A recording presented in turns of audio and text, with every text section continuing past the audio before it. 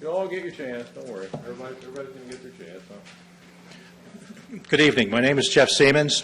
I'm a resident of Milton and a citizen of Sussex County. I'm a retired registered landscape architect and land planner. I've worked for the Newcastle County Department of Planning, 2 consulting civil engineering firms, and a private family-owned builder and developer. I've worked 42 years in this business, and I've designed many land plans for new communities.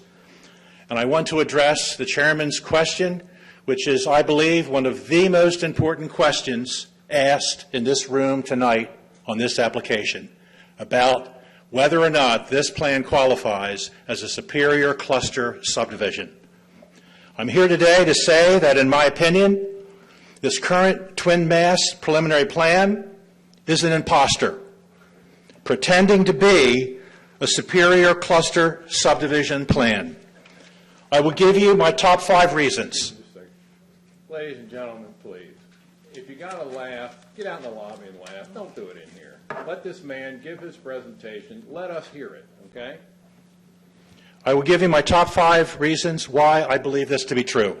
Number 1, almost 60% of the woodlands on this property are planned to be removed. The applicant said that 41% would remain, so there's my 60% gone. What, may I ask, is superior about that?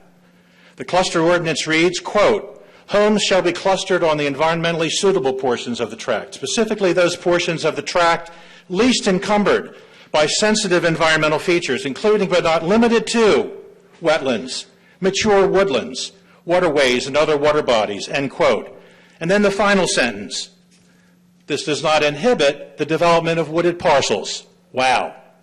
I can't wait for a Chancery Court judge or a Superior Court judge to get a hold of that paragraph and the last sentence. Why even bother to ask the developer's engineer to even show the existing woodlands if they are given no protection at all?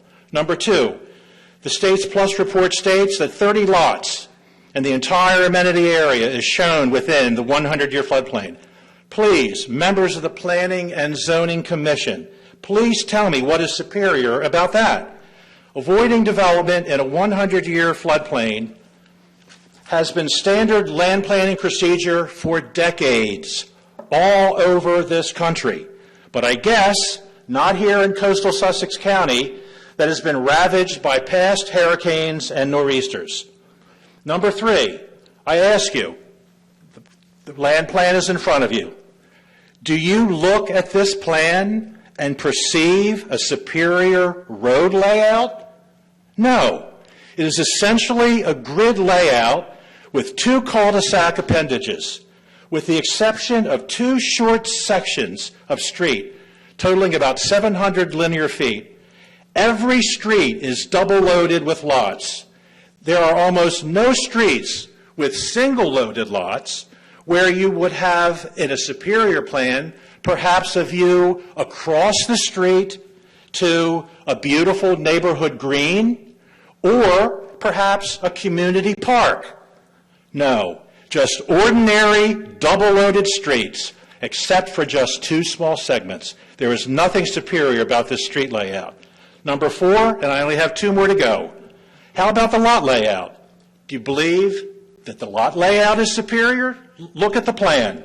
Out of 249 proposed lots, 107 back to stormwater management ponds. And unless the developer intends to drill ag wells to keep them filled, you will have future droughts. And you will have drawdown, exposure of muddy banks, algae, and waterfowl problems. In addition to those 107, you have 13 lots backing to Route 1. And you have 16 lots that back to other lots, but for tiny, thin strips of open space in between. That is 136 lots out of 249. Almost 55% of the lots in this community that are far from superior. Oh, did I forget to mention that 6 lots surround the sanitary sewer pumping station? If you lived in one of these lots, would you consider this plan superior? And finally, number 5, the cluster ordinance clearly states that there is a sequence and a process that should be followed. In fact, the ordinance says shall.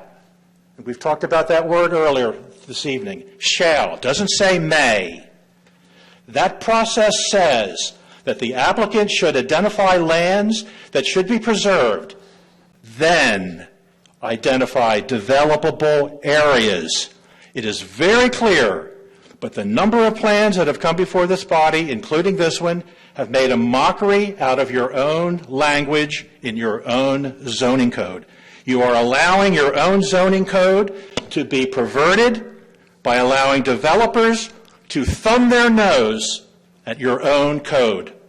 And instead of a real AR-1 density plan to establish the maximum lot count, you have allowed only simple math to establish that all-important number.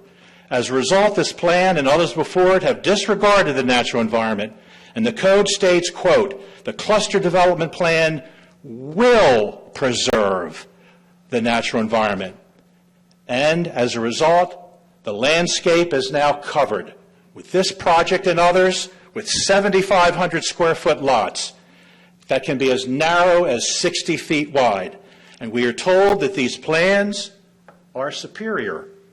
This plan should be denied and reworked according to the cluster ordinance's actual language. Thank you very much.